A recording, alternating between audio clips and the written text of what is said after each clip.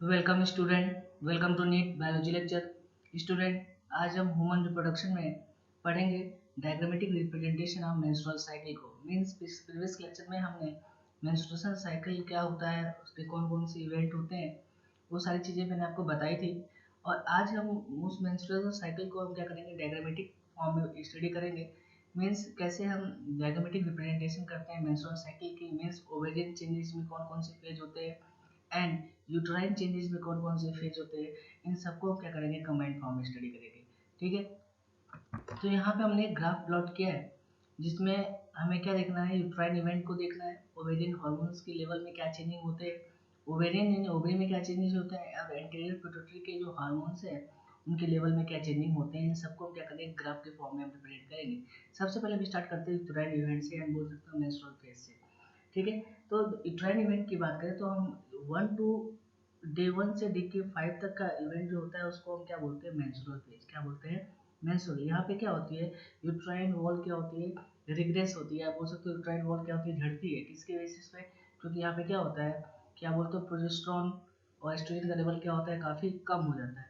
ठीक है, जिसके बेसिस पे क्या होता है कि जो वॉल होती है यूट्रस की, वो क्या होती है, जो ब्लड वेसल्स में रैप्चर होना स्टार्ट करते हैं। और टू डे 1 से लेकर डे 5 तक की इवेंट को हम क्या बोलते हैं, मेंस्ट्रुअल फेज। क्या बोलते हैं, मेंस्ट्रुअल फेज।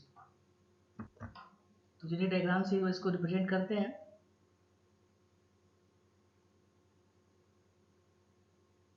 ये क्या हुआ आपका, मेंस्ट्रुअल फेज।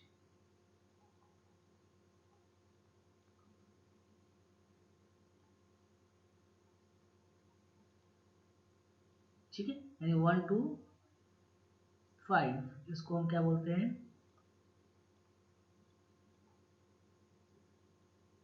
Menstrual phase. ठीक है, अब ऐसा क्यों होता है, इसका रीजन क्या है। यहाँ पे क्या होता है, एस्ट्रोजन इन प्रोजेस्टेरोन का लेवल क्या होता है, डिक्रीज होता है। मेनली हम पढ़ते हैं प्रोजेस्टेरोन। ठीक है, तो यहाँ पे क्या होगा, डिक्रीज एस्ट्रोजन, मैं सिंबल से लिख रहा हूँ। एंड क्या डिक्रीज होगा, प्रोजेस्टेरोन।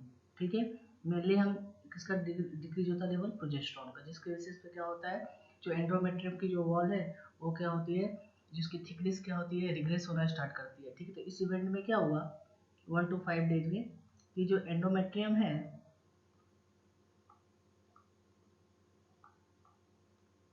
जो थिकनेस होती है ये कम होना स्टार्ट होती है, जिसकी वजह से क्या होता है, मेंस्ट्रुअल फ्लो या मेंस्ट्रुअल फेज क्या होता है, आता है। उसके बाद डे 5 से आगे डे 6। ठीक है, यानी 6 से लेके जो 13 तक डे का जो टाइम है उसको बोलते हैं प्रोलिफरेटिव फेज। यानी यहाँ पे फिर से वापस क्या होता है कि एस्ट्रोजन का लेवल क्या होता है, इंक्रीज होना स्टार्ट होता है। और फिर से वो क्या करता है, एंडोमेट्रियम की वॉल को क्या करता है, प्रोलिफरेट करना स्टार्ट करता है। ठीक है, उसको वो ग्लैंडुलर फॉर्म प्रोलिफरेट करना स्टार्ट करते हैं। यहाँ पे ट्यूबुलर ग्लैंड वाले तो बनते हैं, बट वो फंक्शनल नहीं होते। फंक्शनल कब होते हैं, जब अभी आगे आप पढ़ोगे जब प्रोजेस्टेरोन लेवल इंक्रीज होगा। ठीक है, तो डे 6 से क्या होगा, यहाँ पे एंडोमेट्रियम की वॉल वापस क्या होगी, प्रोलिफरेट करना स्टार्ट करेगी। मीन्स इसमें ट्यूबुलर ग्लैंड बनेंगे बट वो प्रॉपर फंक्शनल नहीं होंगे।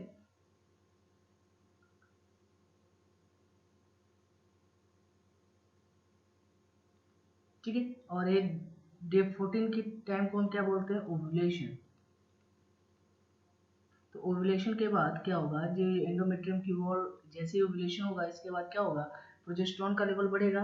और ये जो एंडोमेट्रियम की वॉल प्रोलिफरेट हो रही थी वो कैसे हो जाएगी, इनकी जो ट्यूबुलर ग्लैंड थे वो किस में चेंज हो जाएंगे, कॉर्क स्क्रू शेप में। कैसे चेंज हो जाएंगे, इन कॉर्क स्क्रू शेप में क्या होगा, ये चेंज हो जाएंगे ग्लैंड्स। ठीक है, और ज़्यादा ये प्रोलिफरेट करेगी क्योंकि यहाँ पर प्रोजेस्टेरोन लेवल क्या होगा, इंक्रीज होगा। और ये कब तक प्रोलिफरेट करेगी, मैक्सिमम बोलते हैं कि डे 25 तक अगर हम बात करें। ठीक है, ये मैक्सिमम क्या करेगा, प्रोलिफरेट करेगा।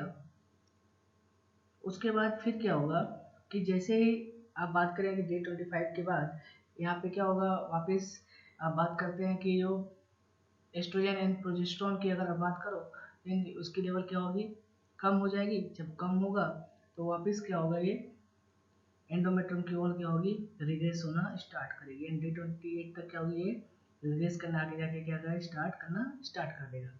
ठीक है, तो आप बोलते हो 6 to 13 का जो डेज है इसको हम क्या बोलते हैं यूट्राइन साइकिल में, इसको हम बोलते हैं प्रोलिफरेटिव फेज। क्या बोलते हैं? Proliferative phase.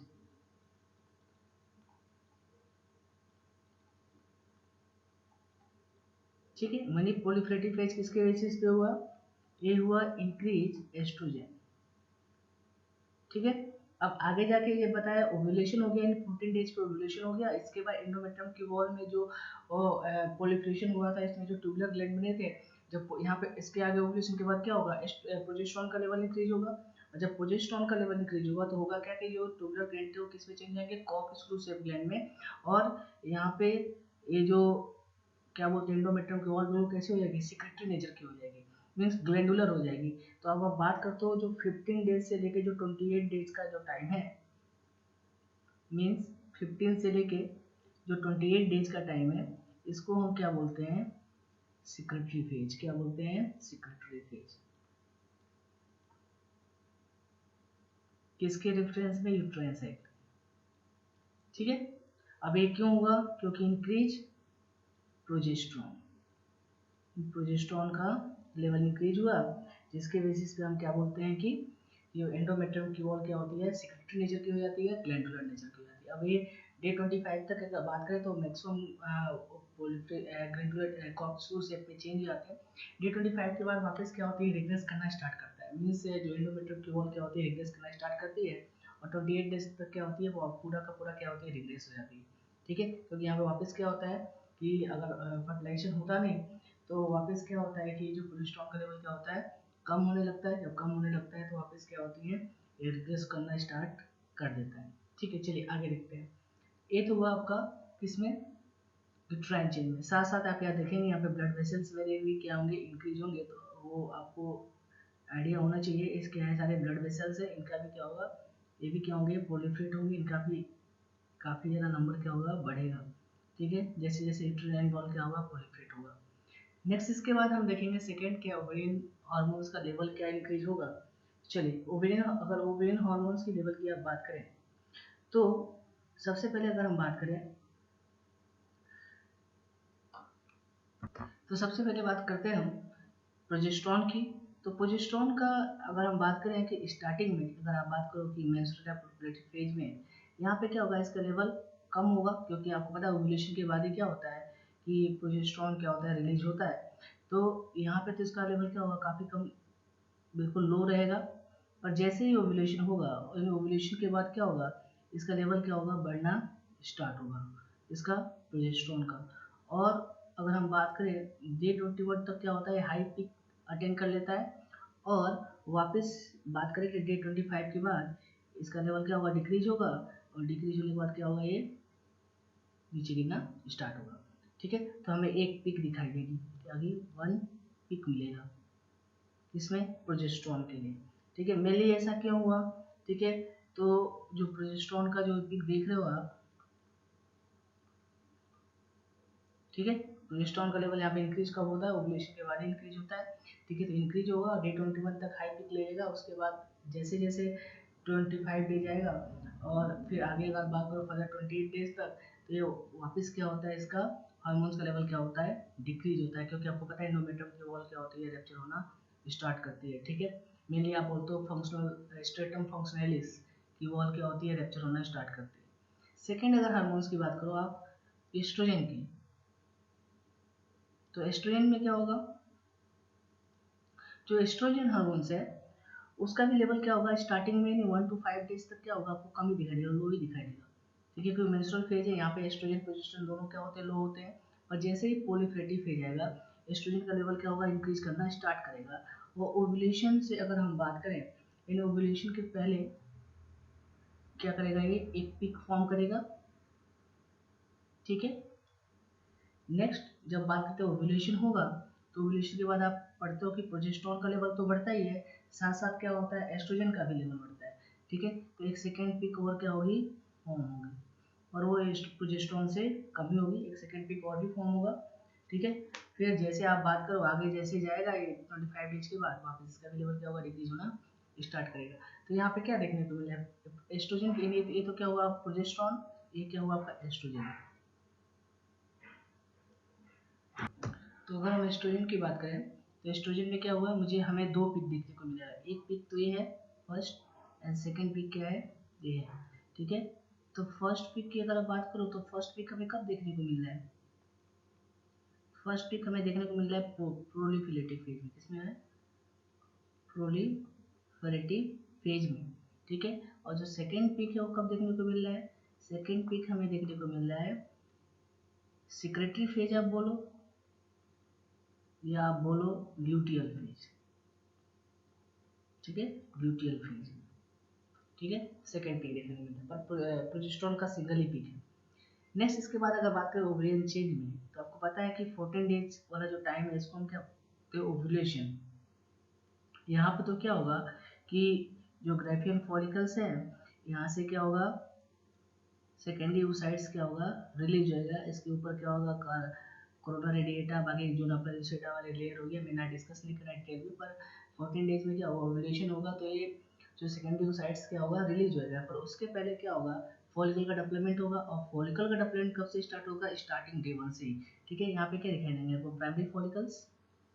ठीक है, प्राइमरी फॉलिकल्स आगे किस में करोड़ होंगे, कई सारे प्राइमरी फॉलिकल्स आगे जाके किस में करोड़ होंगे, सेकेंडरी फॉलिकल्स में।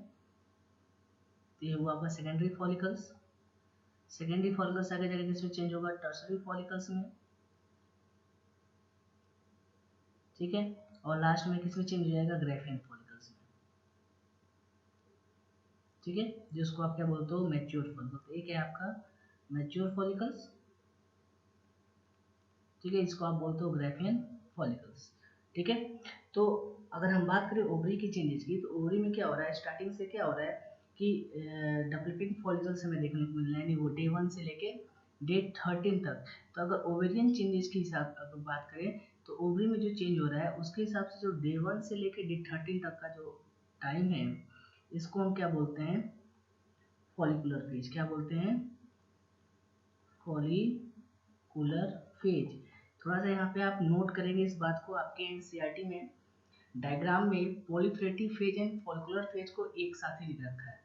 पर एक्चुअल अगर आपसे बात किया जाए, जो ओवरियन ओवरी में जो चेंजिंग हो रही है वो कब से स्टार्ट हो रही है, डे 1 से ही स्टार्ट हो रही है। यानी फॉलिकुलर डेवलपमेंट कब से स्टार्ट हो रहा है, डे 1 से स्टार्ट हो रहा है। वो कहाँ से चल रहा है, डे 13 तक। उसके बाद ओव्यूलेशन आ जा रहा है, यानी ग्राफियन फॉलिकल से सेकेंडरी साइड से रिलीज हो जा रहा है। लेकिन अगर आप बात करो यूट्राइन इवेंट में, तो डे 1 से लेकर डे 5 को हम क्या बोलते हैं, मेंस्ट्रुएशन फेज। और 6 से लेकर 13 को हम क्या बोलते हैं, पॉलीफ्रेटिव फेज, या आपके एनसीईआरटी में इसी को क्या लिख रखा है, फॉलिकुलर फेज। लेकिन थोड़ा सा ये चेंज है, फॉलिकुलर फेज क्या है, कंबाइंड आप बात करो डे 1 से लेकर डे 13 तक चलता है किसी केस में, ओवरी के केस में। ठीक है, और यूट्राइन इवेंट के हिसाब से अगर देखें, यूट्रस की अगर बात करें, तो वहाँ पे डे 1 से डे 5 तक का टाइम क्या होता है, मेंस्ट्रुअल फेज। और 6 से 13 का डे क्या होता है, आपका पॉलीफ्रेटिव फेज। ठीक है, चलिए नेक्स्ट आगे देखें। अब चलो, अब हो गया ओव्यूलेशन के बाद क्या होगा, फिर नेक्स्ट इसके बाद कॉर्पस ल्यूटियम क्या होगा, डेवलप होगा। तो ये आपने बोला ये क्या है, कॉर्पस ल्यूटियम है, ये डेवलप करना क्या होगा, स्टार्ट करेगा। इन कॉर्पस में शॉर्ट में लिख रहा हूँ, कॉर्पस ल्यूटियम क्या होगा, डेवलप करेगा। इन कॉर्पस ल्यूटियम डेवलपिंग करेगा। नेक्स्ट इसके बाद क्या होगा, ये आगे जाके फिर नेक्स्ट आगे जाके क्या करेगा, धीरे धीरे और ज़्यादा क्या रिक्रीज होना स्टार्ट करेगा। इन प्रोजेस्टेरॉन लेवल जब तक ज़्यादा रहेगा तब तक क्या करेगा, ये डेवलप करेगा। नेक्स्ट जैसे जैसे प्रोजेस्टेरॉन लेवल क्या होगा, कम होगा, ये कॉर्पस ल्यूटियम की लेवल क्या होगी, रिग्रेस करना स्टार्ट करेगी। ठीक है, लास्ट में किस में चेंज हो जाएगी, कॉर्पस एल्बिकेन में। किस में चेंज हो जाएगी, कॉर्पस एल्बिकेन में। ठीक है, आप बोल सकते हो यहाँ पे क्या लास्ट में क्या होगा, रिग्रेशन हो जाएगा। रिग्रेशन किसका होगा, कॉर्पस ल्यूटियम का, जो लास्ट में किसमें चेंज जाता है, कॉर्पस एल्बिकेन में। ठीक है, पर यहाँ पे बता ही दिया मैंने आपको स्टार्टिंग में, अगर आपसे बात की जाए ओवेरियन चेंज में, तो जो फॉलिकल डेवलपमेंट कहाँ से स्टार्ट हुआ, डे 1 से लेकर डे 13 तक। तो डे 1 से लेकर डे 13 तक अगर ओवेरियन साइकिल में आप बात करो, तो उसको हम क्या बोलते हैं, फॉलिकुलर फेज। लेकिन आगे देखो, ठीक है, डे 14 के बाद डे 15 से लेकर डे 18 तक का जो टाइम वो सेम है। ठीक है, इसको हम क्या बोलते हैं, ओवरी में की रेफरेंस में इसको हम क्या पढ़ते हैं, ल्यूटियल फेज। क्या बोलते हैं, ल्यूटियल फेज। ये तो सेम है। ठीक है, ये आप ओवरी ओवरी की रिकॉर्डिंग अगर आप देखो चेंजेस में, या यूट्राइन चेंजेस में देखें, तो दोनों क्या है, सेम है। यूट्राइन चेंजेस के हिसाब से आप देखो तो सेक्रेटरी फेज है, और जो ओवरी के हिसाब से देखो तो कार्पस लुटियम क्या रहा है, मेंटेन हो रहा है, बाद में डे 28 तक क्या होता है, वो पूरा का पूरा क्या होता है, रिग्रेस हो जाता है, वो सब तो डिस्ट्रॉय हो जाता है।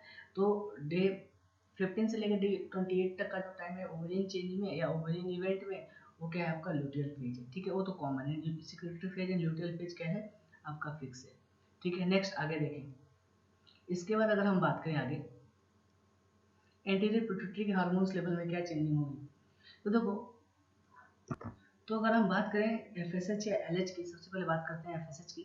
जो एफएसएच का लेवल क्या होता है, पहले तो कम होता है, पर ओव्यूलेशन के जस्ट पहले क्या होता है, ये पीक तक पहुंच जाता है, ठीक है। लेकिन जैसे ही ओव्यूलेशन होता है, आपको पता है प्रोजेस्टेरॉन का लेवल इंक्रीज होता है। जब प्रोजेस्टेरॉन का लेवल इंक्रीज होगा तो वापस क्या करता है, इसको सप्रेस करेगा और इसका लेवल क्या होगा, फिर आगे जाके क्या होगा, डिक्रीज हो जाएगा, ठीक है। एक है आपका एफएसएच का। सेम ऐसे अगर आप एलएच की बात करो तो एलएच में भी यही होगा। एलएच का लेवल क्या होगा, पहले कम होगा और धीरे धीरे क्या करेगा, वो इंक्रीज करेगा लेवल इसका। और जैसे जैसे क्या होगा, ओव्यूलेशन स्टेज आएगी, क्योंकि ओव्यूलेशन किसके प्रेजेंस में होता है, एलएच के प्रेजेंस में ही होता है, तो इसका लेवल क्या होगा, इंक्रीज होगा, इसकी पीक बढ़ेगी। लेकिन जैसे ही क्या बोलते हैं, वापस जब ओव्यूलेशन हो जाएगा तो आपको पता है कि प्रोजेस्टेरॉन क्या होगा, रिलीज होगा कार्पस ल्यूटियम से। जैसे रिलीज होगा प्रोजेस्टेरॉन तो इसका लेवल भी क्या होगा, फिर डिक्रीज हो जाएगा,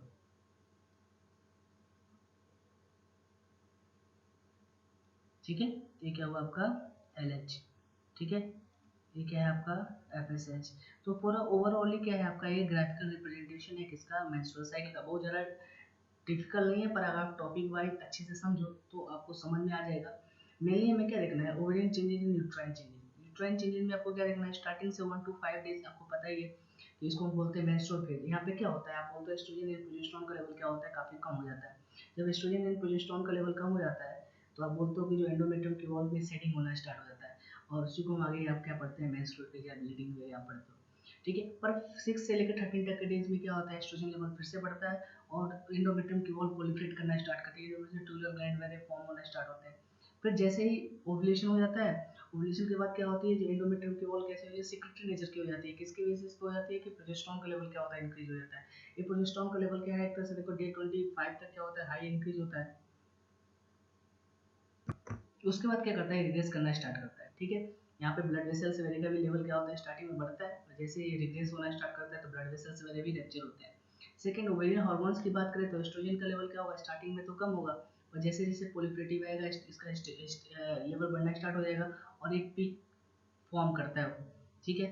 बट जैसे ओव्यूलेशन होता है तो ओव्यूलेशन के बाद आपको पता है कि ये जो एस्ट्रोजन का लेवल भी बढ़ता है, प्रोजेस्टेरॉन मेनली तो प्रोजेस्टेरॉन का लेवल ज़्यादा बढ़ता है, तो एक हाई पिक देता है वो प्रोजेस्टेरॉन। और एस्ट्रोजन का भी एक पिक फॉर्म होता है, एस्ट्रोजन के दो पिक फॉर्म होते हैं, एक प्रोलिफरेटिव फेज में, दूसरा एक सिक्रेटरी फेज में, ठीक है। बाकी अगर बात करो एलएच की, एफएसएच की और प्रोजेस्टेरॉन की, इनकी सिंगल पिक ही फॉर्म होती है, ठीक है। आपके एग्जाम में इससे क्वेश्चन आता है। और सबसे मोस्ट इंपॉर्टेंट क्वेश्चन, कभी कभी आपके एनसीईआरटी में जो डायरेक्टली लिख रखा है कि जो प्रोलिफरेटिव फेज या फॉलिकुलर फेज सेम है, बट अगर आप देखो डायग्रामेटिक रिप्रेजेंटेशन, तो प्रोलिफरेशन या बोल सकते हो जो फॉलिकुलर डेवलपमेंट है, वो क्या हो रहा है, स्टार्टिंग से हो रहा है 1 डे से लेके 13 डेज तक, ठीक है। तो फॉलिकुलर फेज कंबाइंड हम पढ़ते हैं ओवरियन चेंज में 1 से लेके 13 डेज तक, हम उसको क्या बोलते हैं, प्रोलिफरेशन फेज। और जब यूट्राइन इवेंट में इसको पढ़ते हैं 1 से 5 को हम क्या पढ़ते हैं, मेंस्ट्रुएशन फेज, एंड 6 से लेके 13 को क्या बोलते हैं, प्रोलिफरेटिव फेज। लेकिन अगर नेक्स्ट ओवुलेशन की बात करें, जो यूट्राइन में चेंजेस हो रहा है, जिसको आप बोलते हो ल्यूटियल पेरिंग, कार्पस ल्यूटियम मेंटेन हो रहा है, फिर रिग्रेस हो रहा है, इसका सेम टाइम है, सेम टाइम पीरियड है, जैसे जैसे आप यूट्राइन साइकिल में पढ़ते हो कि जो सिक्रेटरी फेज है, मीन्स जो यूट्राइन की वॉल सिक्रेटरी नेचर की बन रही है प्रोजेस्टेरॉन के बेसिस पे, उसका भी टाइम पीरियड सेम है, तो इसको हम secretary phase and luteal phase तो सेम रहता है, ठीक है। जब हम ओवरिन के रेफरेंस से पढ़ते हैं तो ल्यूटियल, और जब आप यूट्राइन इवेंट के हिसाब से पढ़ते हो तो सिक्रेटरी फेज। तो ये था आपका ग्राफिकल रिप्रेजेंटेशन किसका, मेंस्ट्रुअल साइकिल का। चलिए चलिए हम कुछ मेंस्ट्रुअल साइकिल में जो जो अभी इवेंट आपको बताया, उसमें जो मोस्ट इंपॉर्टेंट है, जो आप एग्जाम में जिससे क्वेश्चन आते हैं, उसको नोट डाउन करेंगे। नेक्स्ट इसके बाद हम क्या करेंगे, कुछ इंपॉर्टेंट टर्म पढ़ेंगे मेंस्ट्रुअल साइकिल से रिलेटेड। चलो अगर हम बात करें मेंस्ट्रुअल फेज की, ठीक है, फर्स्ट एक पॉइंट है, अगर आप मेंस्ट्रुअल फेज की बात करें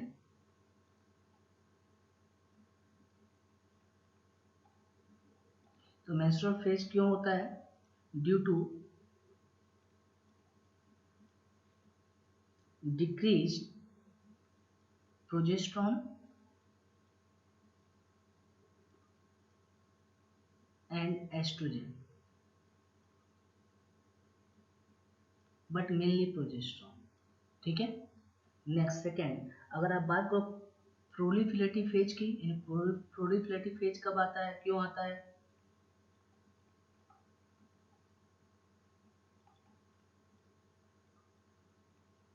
तो प्रोलिफरेटिव फेज क्यों होता है? ड्यू टू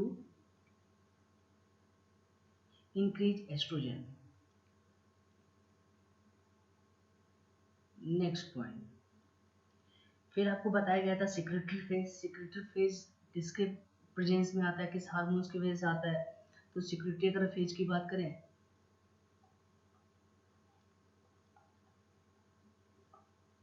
तो secretory phase due to increase progesterone,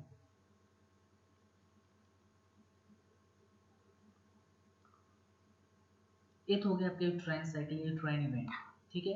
next second, इसके बाद जो हम देखेंगे ओवेरियन चेंजेस में देखेंगे। तो अगर हम बात करें नेक्स्ट फॉलिकुलर फेज की,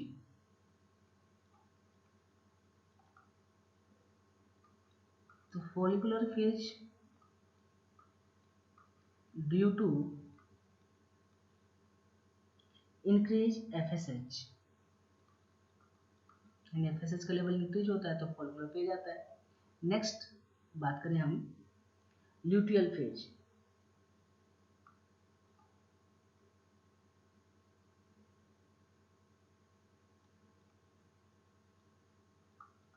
ल्यूटियल फेज क्यों आता है?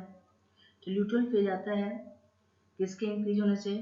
Due to increase LH. ठीक है। नेक्स्ट अगर हम बात करें इसके बाद ओव्यूलेशन,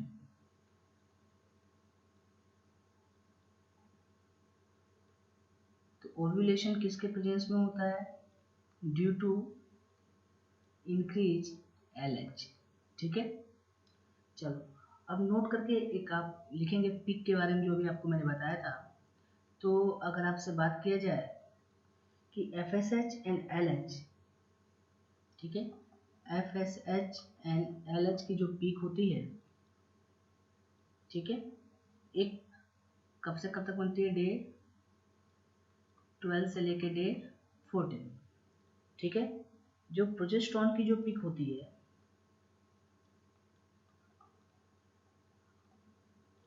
प्रोजेस्टेरॉन की जो पीक होती है,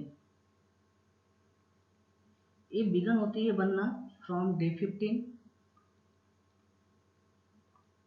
begin form from 15 in day 15। ठीक है। And peak at day 21 and peak at day 21। ठीक है, बहुत याद रखेंगे, आपके एग्जाम में क्वेश्चन पूछा जाता है। जो प्रोजेस्टेरॉन की पीक स्टार्ट तो होनी है, डे 15 से बनना स्टार्ट होता है और डे 21 तक क्या होता है? हाई पीक इसकी बन जाती है। ठीक है। नेक्स्ट एस्ट्रोजन की पीक की अगर बात करो आप, तो जो एस्ट्रोजन की पीक होती है, एस्ट्रोजन की पीक मेनली हमें दो पीक देखने को मिलते हैं। एक पीक को हम क्या बोलते हैं, कब बनता है? फॉलिकुलर, और सेकेंड क्या होता है आपका? ल्यूटियल। आप प्रोलिफरेटिव भी पढ़ सकते हैं। ठीक है। डे 12 टू 14 और आगे ल्यूटियल फेज जब तक चलेगा और सेकेंड पीक क्या होगी? बनेगी किसकी? एस्ट्रोजन की। ठीक है। तो अब एक और भी चीज़ याद रखना है, बाकी एफएसएच एलएच एंड प्रोजेस्टेरॉन की क्या होती है? सिंगल पीक होती है, तो आप याद रखेंगे। चलिए नेक्स्ट, इसके बाद हम बात करेंगे कुछ इंपॉर्टेंट टर्म के बारे में जो मेंस्ट्रुअल साइकिल से, जो कि मेंस्ट्रुअल साइकिल से रिलेटेड है। चलिए देखते हैं कुछ टर्म के बारे में। तो चलिए नेक्स्ट हमारा जो टॉपिक हो गया है इंपॉर्टेंट टर्म रिगार्डिंग टू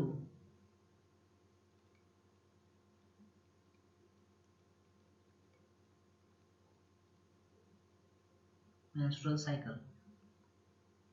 चलिए देखते हैं।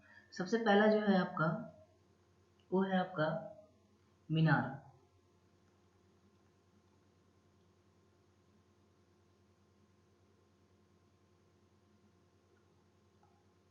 जिसको आप बोलते हो मीनार की, जिसको हम क्या बोलते हैं, ऑनसेट ऑफ मेंसेस। इसको हम क्या बोलते हैं, onset of menses. Onset of menses का मतलब क्या है, आपका फर्स्ट मेंस्ट्रुअल साइकिल।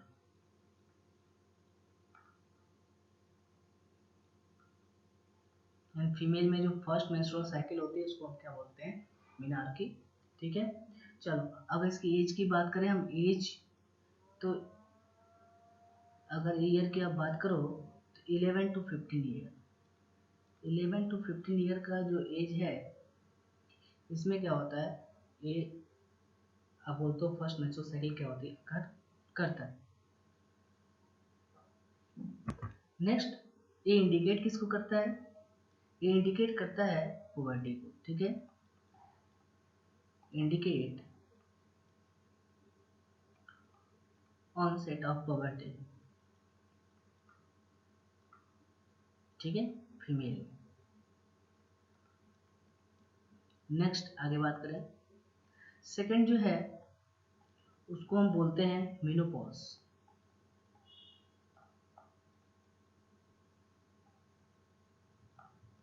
तो मेनोपॉज का मतलब क्या होता है, end of menstrual cycle.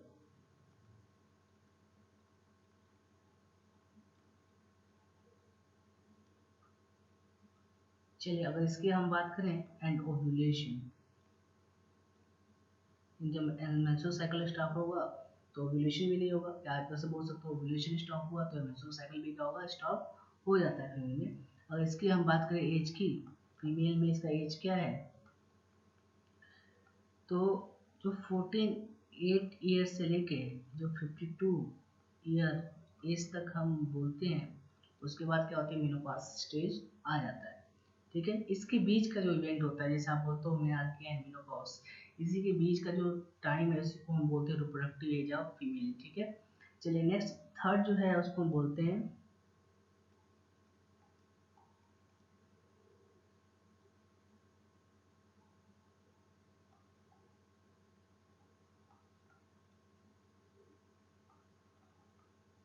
Amenorrhoea. ठीक है, या एमिनोरिया क्या होता है, ये होता है temporary stoppage of menses. Stoppage of menses. Generally ये इंडिकेट किसको करता है, ये इंडिकेट करता है, ये इंडिकेट किसको करता है, ये इंडिकेट करता है pregnancy in young female.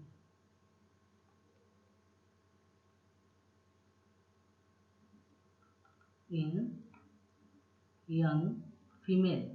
But आपके एनसीईआरटी में एक और भी टर्म लिख रखा है, वो भी आपको याद रखना है।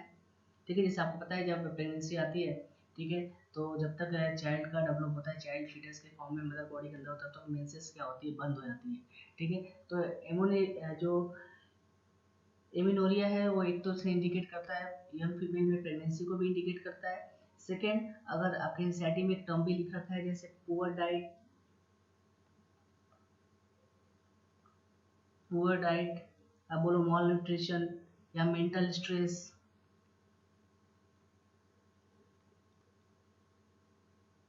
ठीक है, और बोलो तो जो ड्रग का साइड इफेक्ट,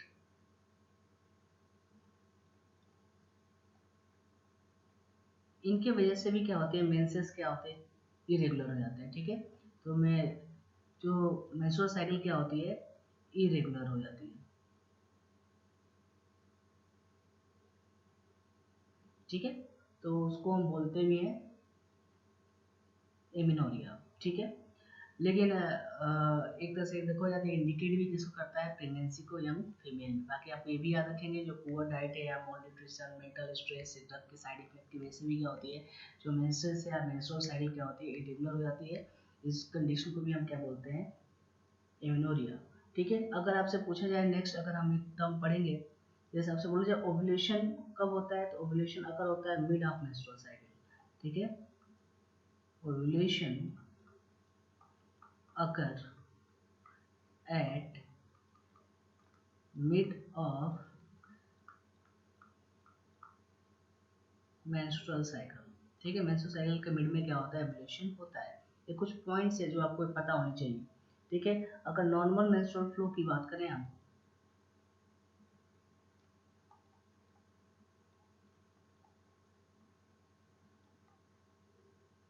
तो नॉर्मल कितना मेंस्ट्रुअल फ्लो होता है या ब्लड लॉस होता है, वो कितना होता है 40 ml से लेके 80 ml तक, ठीक है, ब्लड लॉस होता है। पर हम बोल सकते हैं अप टू 100 ml हो सकता है, 100 ml तक, ठीक है, नॉर्मल है, ठीक है। जो नॉर्मल मेंस्ट्रुअल फ्लो है वो कितना होता है 40 टू लेके 80 ml ब्लड लॉस होता है, पर up to 100 ml normal consider करते हैं हम नॉर्मल मेंस्ट्रुअल फ्लो को, ठीक है। तो कुछ टर्म है जो आपको याद होनी चाहिए किसके रिगार्डिंग, मेंस्ट्रुअल साइकिल की। तो आज हमने पूरा उसका डायग्रामेटिक रिप्रेजेंटेशन पढ़ा मेंस्ट्रुअल साइकिल का, ठीक है। साथ में ये भी देखा कि इनमें कौन कौन से इवेंट होते हैं, यूट्राइन इवेंट क्या होते हैं, ओवेरियन इवेंट क्या होते हैं, कौन कौन से पीक बनते हैं, किस हार्मोन्स की वजह से कौन सा फेज आता है, एंड नेक्स्ट आपने कुछ टर्म पढ़ा जो मेंस्ट्रुअल साइकिल से रिलेटेड है। अब नेक्स्ट क्लास में हम क्या डिस्कस करेंगे, शॉर्ट ट्रिक को डिस्कस करेंगे मेंस्ट्रुअल साइकिल की, और उसके बाद हम कुछ डिसऑर्डर को पढ़ेंगे मेंस्ट्रुअल साइकिल से रिलेटेड, और लास्ट में हम दो अलग एक साइकिल को पढ़ेंगे, एक एस्ट्रस साइकिल को पढ़ेंगे, दूसरा रट साइकिल को पढ़ेंगे, जो आपके ह्यूमन से रिलेटेड तो नहीं है बट उससे भी आपके एग्जाम में क्वेश्चन आते हैं। एम्स वेरी में पहले कभी आते थे क्वेश्चन, अब एम्स नीट में इंक्लूड है, तो हो सकता है इससे कोई क्वेश्चन आपके एग्जाम में आया, जब कभी आप प्रॉब्लम सॉल्व करोगे तो इससे रिलेटेड कोई ना कोई क्वेश्चन आपको मिलेगा।